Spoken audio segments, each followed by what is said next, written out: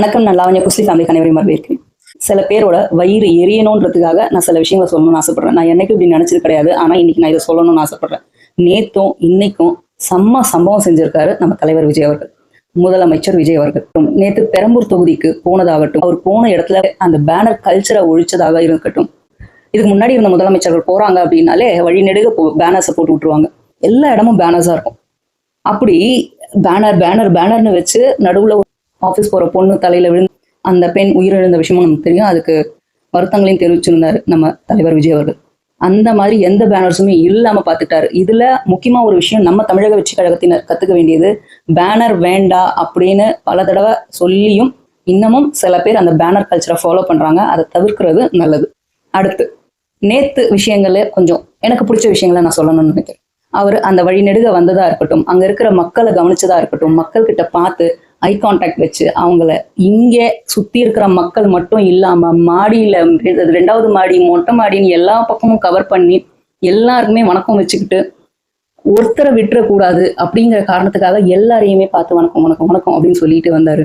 அதுல ஒரு விஷயம் நல்லா கவனிச்சிங்கன்னா, கூட்டத்துல இருந்து பூ தராங்க. அந்த பூவை வாங்கிட்டு தன் கையிலேயே கொஞ்ச நேரம் வச்சுட்டு இருந்தாரு. அடுத்து வணக்கம் வைக்கணும் அப்படிங்கிறதுக்காக அந்த பூவை தூக்கி பக்கத்துல செக்யூரிட்டி கூட கொடுக்குறாரு. அடுத்து பாத்தீங்க அப்படின்னா துண்டு தூக்கி போட்டாங்க, நம்ம தாவேக்கா துண்டு. அதை எடுக்க போயிட்டாரு டக்குன்னு. அதை செக்யூரிட்டி எடுத்துட்டு அவர் அப்படி வீசிட்டாரு.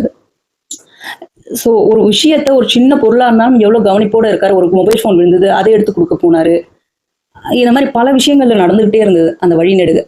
அடுத்து அந்த நியாய விலை கடைக்குள்ள போனப்புறம் மக்களுக்கு அந்த நியாய விலை பொருட்கள் கொடுக்கும்போது எவ்வளவு பார்த்து பத்திரமா ஒரு துளி கூட வீணாகக்கூடாதுன்னு தட்டி தட்டி தட்டி தட்டி கொடுக்கறதா இருக்கட்டும்.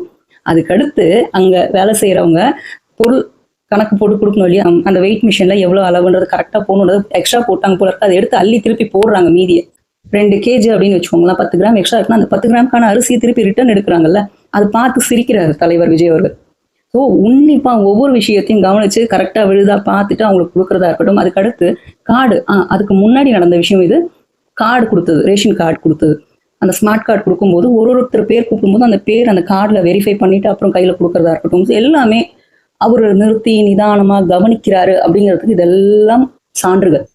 ஏன்னா அவர் பார்க்க மாட்டாரு, அவர் கேட்க மாட்டாரு, அவர் காதுல சில விஷயங்கள் அவர் காதுல எல்லாம் விழவே விழாது, மக்களை சந்திக்க மாட்டாரு, அப்படியெல்லாம் கிடையாதுங்க. அவருக்கும் மக்களுக்கும் நடுவுல யாருமே இருக்கக்கூடாதுன்னு அவர் நினைக்கிறாரு. அடுத்து பாத்தீங்கன்னா இன்னைக்கு கவனிச்சிங்கன்னா, இந்த மருத்துவத்துறையில இருக்கிற லேப் டெக்னீஷியன்ஸா இருக்கட்டும், சுகாதாரத்துறையில இருக்கட்டும், அப்புறம் மற்றவங்களுக்கு எல்லாருமே பணி நியமன ஆணை இன்னைக்கு கொடுத்துட்டு இருந்தாங்க. அதுலயும் அவ்வளவு அழகழகான சின்ன சின்ன கியூட் கிளிம்ஸ் இருந்தது. கீழே இறங்கி போய் அவங்களுக்கு அவங்க வாண்டடா கேட்டு அவங்களுக்கு ப்ளீஸ் உங்க சிக்னேச்சர் போட்டு கொடுங்கன்னு அவர் சிக்னேச்சர் போட்டு கொடுக்குறாங்க. அதுக்கப்புறம் மக்களுக்கு நடுவில் உட்காந்துக்கிட்டு இந்த பக்கம் அந்த பக்கம் கேஷுவலா பேசிக்கிட்டு மக்களோட மக்களா போட்டோ எடுத்துக்கிட்டு எல்லாத்தையுமே புதுசா ட்ரெண்டை உள்ள கொண்டு வராருங்க. இதுல ரொம்ப முக்கியமா பார்க்க வேண்டிய விஷயம் என்ன அப்படின்னா, ஏன் இவ்வளவு எலாபரேட் பண்ணி இவ்வளவு ஓவர் ஹைப்பா பேசுறான் அப்படின்னா, பழைய கட்சியில என்னென்ன பண்ணாங்கன்னு நமக்கு தெரியும். ஒரு மனு கொடுக்க வந்த ஒரு பெண்ணை இப்படி தள்ளதா இருக்கட்டும், பஸ்ல நின்ன பையனை இப்படி கணத்துல அடைஞ்சதா இருக்கட்டும், குழந்தைய தூக்கிட்டு ஒருத்தர் வராரு அவங்கள பிடிச்சி தள்ளுறதா இருக்கட்டும், துண்டை தூக்கி போட்டா இப்படி விசிறி அடிக்கிறதா இருக்கட்டும், பூ வாங்கி இந்த பக்கம் விசிறி அடிக்கிறதா இருக்கட்டும், எப்படியெல்லாம் ஒரு துண்டை ஆசாசையா அவங்க தொண்டரே எடுத்துட்டு வந்து போட வந்தப்போ அவர் முகத்துல அந்த ரியாக்ஷன் இருக்கட்டும், அந்த செக்யூரிட்டிஸ் பிடிச்சி அவங்கள தள்ளும் போது கண்டுக்காம போனதா இருக்கட்டும், இதெல்லாம் அந்த தலைவன் செய்தது. ஆனா இந்த தலைவன்னா எப்படி இருக்கணும்ன்றதுக்கு எடுத்துக்காட்டா செஞ்சுக்கிட்டு இருக்காரு. பழைய கட்சியில ஜென்சின்னு ஒன்று ஆரம்பிச்சு உருட்டிட்டு இருக்காங்கல்ல. ஏன்னா நம்ம சோசியல் மீடியால ட்ரெண்ட் ஆகி ஜென்சியை கவர் பண்ணதாலதான் இவ்வளவு ஓட்டு வாங்கணும்னு இவங்க நினைச்சிட்டு இருக்காங்க. ஆனா நேத்தும் இன்னைக்கும் நடந்த விஷயங்கள்ல பாருங்க, அங்க நியாய விலை கடைக்கு வந்த லேடிஸா இருக்கட்டும், அங்க மோஸ்ட்லி 40+ அப்படிதான் இருக்கிறாங்க. யாரோ ஒரு சில பேர் சின்ன வயசு பெண்களா இருக்காங்க. அதை தாண்டி வழிநெடுக மக்கள் அங்க வெறும் ஜென்சி கூட்டம் மட்டுமா இருந்தது இல்ல, அங்க எல்லாருமே இருந்தாங்க. 6 வயது குழந்தையில இருந்து 60 வயது வரை, 60 வயது கூட இல்ல, 90 வயது வரை கூட இருந்திருக்கலாம். அந்த மாதிரி எல்லா வயதினரும் இருந்தாங்க அந்த கூட்டத்துல. இன்னைக்கு பாத்தீங்கன்னா மருத்துவத்துறையில அந்த பணி நியமன ஆணை வழங்கும் போது அங்க எல்லாருமே பட்டம் வாங்கினவங்க. அத்தனை பேரும் குழந்தைங்க கிடையாது, ஜென்சி கிடையாது முக்கியமா. ஸோ எல்லாருமே well matured people. So well matured people நம்ம தலைவரை முதலமைச்சர் விஜய் அவர்களை ரசிக்கிறாங்க அப்படின்னா அந்த விஷயமே ஒரு பெரிய ஆச்சரியகரமான ஒரு விஷயம் தானே. அவர் நடிகரா இருந்தா ஓகே, நடிகர் அதனால விரும்புறாங்க அப்படின்னு நினைக்கலாம், இல்லை ஒரு முதல்வர் அப்படின்னு நினைச்சு விரும்புறவங்களா இருக்கலாம். ஆனா எல்லா பக்கத்துல இருந்தும் அவரை இப்படி சூழ்ந்துக்கிட்டு எனக்கு ஒரு போட்டோ, என்னை இப்படி பண்ணுங்க, எனக்கு இது சொல்லுங்க, கை கொடுக்குவாங்க, கட்டி பிடிக்குவாங்கன்னு ஒருத்தர் இன்னைக்கு கேட்கறதும், எவ்வளோ விஷயங்கள் நடக்குது. அவங்க முகத்துல அந்த சந்தோஷத்தை பாருங்க. அங்க எதுவுமே வந்து அந்த காசு குடுத்து வந்த விஷயம் கிடையாது. தானா மனசுல இருந்து வருது. இதெல்லாம் நீங்க வந்து காசு குடுத்து ஒரு கூட்டத்த கூட்டி அவங்க கிட்ட இதெல்லாம் வாங்கணும்னு நினைக்கிறது ரொம்ப தப்பு. அது தானா வரணும். ஆர்கானிக்கா வரணும்னு சொல்லுவாங்கல்ல, அதுதான் அது. அங்க ஆர்கானிக்ன்றதே கிடையாது அந்த கட்சியில. எல்லாம் காசு குடுத்து, காசு குடுத்து, காசு குடுத்து தான். ஆனா இங்க எல்லாமே ஆர்கானிக்கா வர்றது.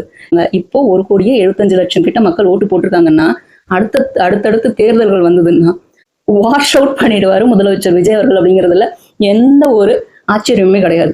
ஏன்னா மனுஷன் அப்படியே ஜெட்டு வேகத்துல பறந்துகிட்டு இருக்கிறாரு.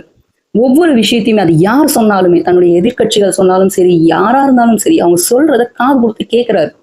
அருண் ஐபிஎஸ் அவர்களின் பதவி பறிப்பு இதுக்கு மிகப்பெரிய சான்று. தூக்கி ட்ரைனிங் அகாடமி போட்டாங்க பாத்தீங்களா? அவருக்கு தெரியும் அதுக்கு முன்னாடியே இவர் எந்தெந்த வேலை எல்லாம் செஞ்சு வச்சாரு. பரப்புரை டைம்ல அவரால் எவ்வளவு ப்ரெஷர் வந்தது நமக்கு அப்படின்னு. இருந்தாலும் நான் இருக்கும்போது நான் உன்னை போடுறேன், நீ எனக்கு நியாயமா நடந்துக்கோ அப்படின்னு சொல்லி பக்கத்துல உட்கார வச்சார். நான் பழைய வீடியோல சொல்லியிருப்பேன். நான் அன்னைக்கு முன்னாடி நாள் தான் ஆக்சுவலி அந்த போக்கிரி படம்லாம் பார்த்தேன். ஸோ அந்த வில்லன் சொல்லுவார், ஒரு நாள் எனக்கு ஒரு நாள் நல்ல போலீஸா நடந்துக்கோ அப்படின்னு சொல்ற மாதிரி, நீ என் கூட இருக்கிற வரைக்கும் நல்ல போலீஸா இருன்னு சொல்லி பக்கத்துல உட்கார வச்சிருக்காரு. ஆனா அவர் வேலையை காட்டியிருக்கலாம். அதனால தூக்கி அடிக்கப்பட்டார். அடுத்தடுத்து வந்துகிட்டு தான் இருக்கும். ஏன்னா அவருக்கு கீழே இன்னும் சில பேர் இருப்பாங்க இல்லையா, கருப்பாடுகள். அவங்களையும் களை எடுக்கிறது, கூடிய சீக்கிரம் களை எடுக்கிற வேலைகள் நடந்துகிட்டு இருக்கு. அதனால அதை பத்தி கவலைப்பட வேண்டிய அவசியமே இல்லை. மக்கள் இப்போ ரொம்ப நிம்மதியா இருக்காங்க. நாங்க எந்த இடத்துலயுமே காசு கொடுத்து பண்றது இல்லை, நாங்க வந்து லஞ்சம்ன்ற விஷயத்துமே இல்லாம இருக்குன்னு மக்கள் சொல்லும்போது அவ்வளவு சந்தோஷமா இருக்கு. இந்த மாதிரியான ஒரு அரசியல் கொண்டு வரதுக்கு எத்தனை வருட காலம் பிடிச்சது தமிழ்நாட்டுக்கு. தமிழ்நாட்டுக்கு கிடைத்த சாபக்கேடுகள் இதுக்கு முன்னாடி இருந்த கட்சிகள் நான் சொல்வேன். ஏன்னா கதறிக்கிட்டு இருக்கிறாங்க. ஒரு பக்கம் அங்க அனிதா ராதாகிருஷ்ணன், இப்ப பார்த்தா இந்த பக்கம் அதிமுகல ஆர்பி உதயகுமார், செல்லூர் ராஜு எல்லாம் சாமானியப்பட்டவர் கிடையாதுங்க. அவர்லாம் மிகப்பெரிய அறிவாளி. அந்த அறிவாளி கேட்கிறாரு, இந்த நீ எல்லாம் ஒரு மனிதனா, நீ எல்லாம் அப்படியா இப்படியான்னு கேட்கிறான். நான் கேட்கிறேன், செல்லூர் ராஜு நீ ஒரு அறிவாளியா? தெர்மாக்கால் நீ போட்டியே, செல்லூர் ராஜு தெர்மாக்காலுக்கு எவ்வளவு விலையாகும் தெரியுமா? இப்படி கேட்ட கேவலமா இருக்குல்ல. இப்படித்தான் கேவலமா இருந்துச்சு அவருடைய ஸ்பீச். அந்த மாதிரியான அறிவாளிகள் ஏறிக்கிட்டு ஆர்பி உதயகுமார் அதுக்கு மேல அவர் பேசின பேச்சு காது கொடுத்து கேட்க முடியல. இப்ப என்னடான்னா அதிமுகவில் இருக்கும் நண்பர்கள் வந்து இன்னொருத்தர், இந்த செந்தில் பாலாஜின்றவர், அந்த மனிதர் ஸ்டாலினுக்கு கோவம் வந்தா என்ன ஆகும் தெரியுமா அப்படின்னு கேட்கிறாரு. நான் கேட்கிறேன், உங்க ஏபிஎஸ்க்கு கோவம் வந்தா என்ன ஆகும் நீ நினைக்கவே மாட்டீங்களா? ஏன் மறந்துட்டீங்களா இபிஎஸ்னு ஒருத்தர் இருக்காருன்னு? இந்த 2 பேரும் ஒண்ணு கூட்டிட்டாங்களா? இந்த தளபதி படத்துல வர மாதிரி மம்மூட்டி ரஜினி மாதிரி பாட்டு பாட ஆரம்பிச்சிட்டாங்க போல இருக்கு இபிஎஸும் ஸ்டாலின் அவர்களும். என்னவோ ஆடிட்டு போட்ட ஒன்றும் பிரச்சனை இல்லை, நடுவில் அரவிந்த் சாமி மாதிரி யாரும் வந்துடாம பாத்துக்கோங்க. அடுத்து முக்கியமா இந்த விஷயம் நான் சொல்லி ஆகணும். ஒரு கமெண்ட் வந்திருந்தது. ஃபர்ஸ்ட் ரொம்ப டீசெண்டா போட்டிருந்தாங்க, அதனால நான் அதுக்கு ரிப்ளை பண்ணியிருந்தேன். அக்கான்னு ஆரம்பிச்சிருந்தாங்க. அந்த மாண்புக்கு நான் உங்களுக்கு போட்டிருந்தேன். அவர் போட்டது என்ன அப்படின்னா, அக்கா உங்க டிவிகே கொள்கை என்ன? உங்க சிஎம் எப்படி சிஎம் ஆனாரு? உங்க விஜய்க்கு இளைய தளபதினு ஒரு நேம் இருக்கே, அது எப்படி வந்தது? கொஞ்சம் சொல்ல முடியுமா அப்படின்னு கேட்டிருந்தாரு. அதுக்கு நான் என்ன ரிப்ளை பண்ணியிருந்தேன், நான் போட்டிருந்த ரிப்ளை என்னன்னா, இன்னும் நீங்கெல்லாம் 94ல இருந்து, ஏன்னா இளைய தளபதின்றது ரசிகன் படத்துல சந்திரசேகர் அப்பாவால கொடுக்கப்பட்டது. அதனால அந்த ரசிகன் படத்தை மென்ஷன் பண்ணி தான் இவங்க சொல்றாங்க தெரியுது. அதனால நான் என்ன பண்ணேன், இன்னும் நீங்க எல்லாம் 94ல இருந்து வெளியே வரவே இல்லையா? 94ல என்ன ஏஜ்ல இருந்தீங்களோ அதே ஏஜ்ல இருக்கீங்களா? டிவிகே கொள்கையை பத்தி கதறிக்கிட்டே இருக்கீங்களே இன்னமும். டிவிகே கட்சி ஆரம்பிச்சதுல இருந்து டிவிகே கொள்கையை பத்தியே கதறிக்கிட்டே இருக்கீங்களே. இந்த ஊழல், இவ்வளவு ஊழல் இருக்குன்னு இந்த ஊழலை வெளியே கொண்டு வந்ததை பத்தி இவ்வளவு கேள்வி கேட்கறீங்களே. இந்த ஊழல் செஞ்சவங்களுக்கு என்னைக்காவது ஒரு கேள்வி கேட்கணும்னு தோணுச்சா அவங்களுக்கு? சூப்பர் அப்படின்னு சொல்லி கிளாப் போட்டு மெசேஜ் வச்சு கமெண்ட் ரிப்ளை வச்சிருந்தேன். அதுக்கு அடுத்துதான் அவங்களுடைய உண்மை முகம் தெரியுது. நான் அவங்க பேரெல்லாம் மென்ஷன் பண்ண விரும்பல, அவங்க ஒரு பெண்ணுன்னு நினைக்கிறேன், அதனால தேவையில்லை, இருந்துட்டு போட்டோம். நம்ம தமிழக வெற்றி கழகம் மாண்புன்னா அதை நம்ம ஃபாலோ பண்ணுவோம். இதுதான் அவங்களுடைய மாண்புன்னு அடுத்த மெசேஜ்லயே, அடுத்த கமெண்ட்லயே அவங்க ப்ரூவ் பண்ணிட்டாங்க. அடுத்த கமெண்ட்லயே அக்கான்றது ஒருமை ஆயிடுச்சு, நீவா போன்னு ஆயிடுச்சு.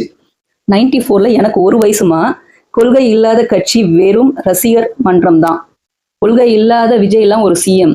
அவங்க கேவலமா பேசி போட்டிருக்காங்க. அவங்க கேக்குறாங்க, அவ்வளவு தைரியம் இருந்தா கேஸ் போட்டு எல்லா டிஎம்கே ஆளுங்களும் உள்ள தள்ள வேண்டியது தானே? அதான் ஒருத்தரா உள்ள போயிட்டு சைன் போட்டு வராங்களே, இன்னமும் தேவையா யார் என்ன ஏதுன்னு? எங்க வந்து பப்ளிக்ல இப்படி சத்தியம் பண்ண சொல்லுங்க. நான் கேட்கிறேன், இப்ப கதர் அனிதா ராதாகிருஷ்ணனா இருக்கட்டும், ஆராசாவா இருக்கட்டும், அதுக்கு முன்னாடி இவங்களை வந்து முன்னாடி தள்ளிட்டு பின்னாடி ஒளிஞ்சுக்கிட்டு இருக்கிற உதயநிதி ஸ்டாலின் அவர்களா இருக்கட்டும், ஸ்டாலின் ஐயா அவர்களா இருக்கட்டும், இவங்க எல்லாரையும் வெளியே வந்து பொது வெளியில மக்களுக்கு முன்னாடி நாங்கள் ஊழல் செய்ததில்லை, இதுவரை நாங்கள் ஊழல் செய்ததில்லை, இனிமேலும் ஊழல் செய்ய மாட்டோம், எங்கள் தொண்டர்கள் ஊழல் செய்ததில்லை, அப்படி செஞ்சிருந்தாங்கன்னா நாங்களே அவங்களை காட்டி கொடுக்குறோம் அப்படின்னு தைரியம் இருந்தா வெளியே வந்து சொல்ல முடியுமா? அப்படி எங்கள்ல யாராவது ஊழல் செஞ்சிருந்தா தைரியமா போலீஸ் அவங்களை அரெஸ்ட் பண்ணட்டும், நாங்க அவங்களுக்கு சப்போர்ட் பண்றோம், நாங்க போலீஸ்க்கு சப்போர்ட் பண்றோம் தைரியம் இருந்தா வெளியே வந்து சொல்ல முடியுமா? ஒரு வார்த்தை சொல்லுங்க. நான் தமிழக வெற்றி கழகத்துல இருந்து அந்த டிஎம்கே போய் சேர்ந்துக்கிறேன். ஒருத்தருக்கு அந்த திராணி கிடையாது. அப்புறம் எனக்கு நான் ரொம்ப ரொம்ப மாண்பா பேசணும்னு ஆசைப்படுறேன். அப்புறம் எந்த தைரியத்துல நீங்க இந்த மாதிரி எல்லாம் மெசேஜ் வைக்கிறீங்க எனக்கு தெரியல. இது முன்ஜாமீன் கொடுத்து காலையில சாயங்காலம் சைன் பண்ணுங்கன்னு செந்தில் பாலாஜி அவர்களுக்கு கெடு கொடுத்தோம். வரமாட்டேன்னு உட்காந்துட்டு இருக்காரு. பின்ன அவர் ஓடுன்னு சொல்லாம வேற என்ன பாடுவாரு தலைவர் விஜய் அவர்? டிஎம்கே சார்ந்தவங்க என்ன நினைச்சிட்டு இருக்காங்க அப்படின்னா, இவங்க எல்லாம் கேஸ் தான் போட முடியும், அவங்களால ஒண்ணுமே பண்ண முடியாது அப்படின்ற மாதிரி நினைச்சிட்டு இருக்காங்க. சும்மா அப்படி போய் இப்படி வரதுக்கு கேஸ் போடக்கூடாதுங்க. போட்டா உள்ள வெளியே வர முடியாத அளவுக்கு போடணும். அவ்வளவு ஸ்ட்ராங் கேஸா இருக்கணும். எல்லா உண்மையும் வெளியே வரணும். இந்த திமுக மதிமுக ஒருங்கிணைஞ்சிருச்சுன்னு எனக்கு நல்லாவே தெரியும். ஏன்னா சன் நியூஸ்ல வருது ஏடிஎம்கே ஆளுங்க பேசுறதெல்லாம் அப்ரிஷியேட் பண்ணி போடுறாங்க. இந்த மாதிரி நீங்க எல்லாம் ஒன்றும் சேர்ந்துட்டீங்க. டிஎம்கே ஏடிஎம்கே, அதாவது கேலரியில உட்காந்து பார்க்குற ஆடியன்ஸ் ஆகி போன ஒரு கட்சி, போட்டியிட தகுதியை இழந்த ஒரு கட்சி கேலரியில உட்காந்து ஆடியன்ஸா பார்க்க மட்டும்தான் அவங்களுக்கு தகுதி இருக்கு. இப்போதைக்கு பார்ட்டிசிபேட் பண்ண முடியாத ஒரு தகுதி இல்லாத ஒரு கட்சி, அவங்களையும் சேர்த்து இணைச்சிக்கிட்டு இந்த டிஎம்கே ஆகிற ஆட்டம் இருக்கு இல்லையா, கூடிய சீக்கிரம் அது நின்றுடும். முக்கியமா ஒரு சின்ன விஷயம் நான் சொல்லிக்க ஆசைப்படுறேன். இந்த டிஎம்கேல அனிதா ராதாகிருஷ்ணன் அவர்களா இருக்கட்டும், ஆர் ராசாவா இருக்கட்டும், செல்லூர் ராஜு அவர்கள், ஆர்பி உதயகுமார் அவர்கள், அடுத்து இப்போ ரீசெண்டாக கதர்ன செந்தில் பாலாஜி அதிமுகவை சேர்ந்தவர், இவர்களா இருக்கட்டும், இவங்க எல்லாருமே எப்படிப்பட்டவர்கள்னா அந்த லேப்ல டெஸ்ட் பண்ணப்படுற அந்த லேப் ராட்ஸ் மாதிரி தான். அதாவது எலிகள், அந்த ஆய்வு கூடத்துல எலிகளை டெஸ்ட் பண்ணுவாங்க தெரியுமா, ஆய்வுக்கு உட்படுத்துவாங்க. சில இன்ஜெக்ஷன் புதுசா கண்டுபிடிப்பாங்க, அதை அந்த எலிகள் மேலதான் டெஸ்ட் பண்ணுவாங்க. அந்த மாதிரியான எலிகள் தான் இவங்க எல்லாரும். இந்த எலிகள் மேல டெஸ்ட் பண்ணி பார்ப்பாங்க. இதுங்க உயிர் பிழைச்சதுன்னா அடுத்து மனிதர்கள் மேல அந்த இன்ஜெக்ஷனை போடுவாங்க. அந்த மாதிரி இவங்களை முன்னாடி விட்டு கதற விடுறாங்க. இதெல்லாம் சக்சஸ் ஆச்சு மக்களுக்கு நடுவுல அப்படின்னா அதுக்கப்புறம் பின்னாடி இருக்கிற தலைவர்கள்லாம் முன்னாடி வந்து நிற்பாங்க. அது வரைக்கும் பின்னாடியே பதுங்கி இருப்பாங்க. தெரியுதுங்களா? இவங்க எல்லாருமே ஆய்வுக்கு உட்படுத்தப்பட்ட எலிகள். கூடிய சீக்கிரம் இந்த ஆய்வுகளுக்கு உட்படுத்தப்பட்ட எலிகளுக்கு என்ன நிலைமை ஆகுமோ அதை பார்த்து நாளைக்கு இந்த 70 ஆண்டு கால கட்சி அப்படின்னு மாத்தட்டிக்கிற கட்சி நாளைக்கு 700 ஆண்டு காலமானாலும் ஆட்சிக்கு வர முடியாம போயிடும். இது நடக்கத்தான் போகுது. யார் வேணா வரலாங்க, அரசியலுக்குள்ள யார் வேணா வரலாம். ஆனா மக்களுக்கு நல்லது செய்யணும்னு வரணும். அண்ணாமலை அவர்களும் வரவேற்கப்படுவார். இப்போ தனுஷ் அவர்களும் கொடியை காட்டுறாங்க. ஸோ ஆசைப்பட்டு யார் வேணா வரலாம். ஆனா அவங்க மனசுல சுத்தமா மக்களுக்கு நல்லது செய்யணுன்ற நினைப்பு மட்டும் இருக்கணும். அதை தாண்டி ஒரு துளி கூட மக்களின் பணத்து மேலேயோ மக்களின் சொத்துக்கள் மேலேயோ கண்ணு போச்சுன்னா அவங்க நல்ல தலைவர்கள் கிடையாது. அவங்கள மக்கள் ஊக்குவிக்க மாட்டாங்க. ஏன்னா இப்ப இருக்கிற மக்கள் ரொம்ப தெளிவா இருக்காங்க.